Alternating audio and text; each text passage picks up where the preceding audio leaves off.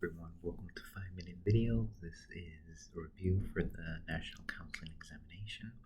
and we are under Domain 1, Professional Practice and Ethics,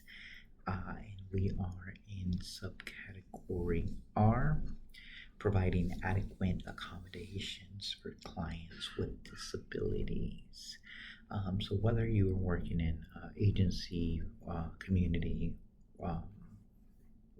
schools, nonprofits, hospitals, or even private practice, one of the things that you will have to keep in mind is, accommodating for both physical as well as intellectual disabilities. And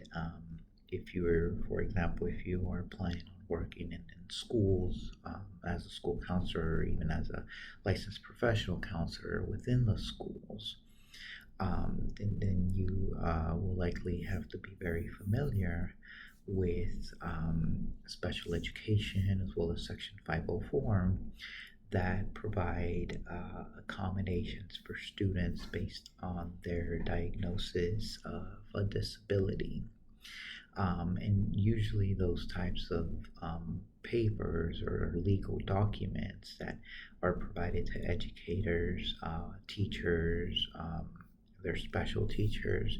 uh, adults that they interact with, so that they know the different accommodation sections that they are provided based on the disability. But in the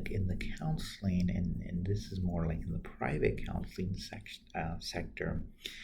this is often ignored, and many times it's done, I think, out of ignorance, not necessarily out of ill will. But I think for the NCE purposes, it's important to keep in mind and really to ask, whether it's through the intake process or verbally as you're doing and explaining the intake and all the different forms. Ask if there are diagnoses, and if they are, some of them, for example, a physical disability that's going to be very visible, but others, intellectual disabilities, or others that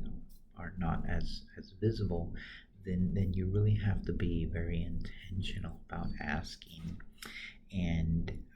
engaging in a conversation on how that is going, how is the diagnosis or the disability going to affect the counseling relationship, whether anything can be done, access, or um, how the client enters the facility, or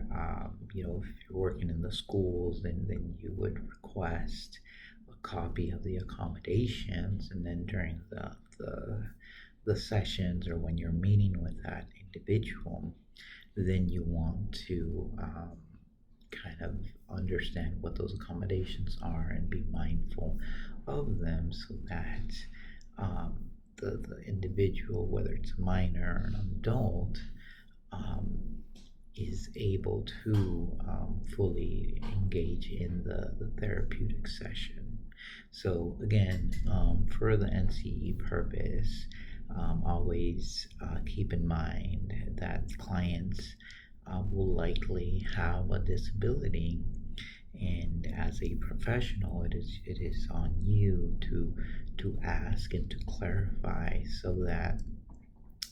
building, kind of like what we were mentioning in subcategory P,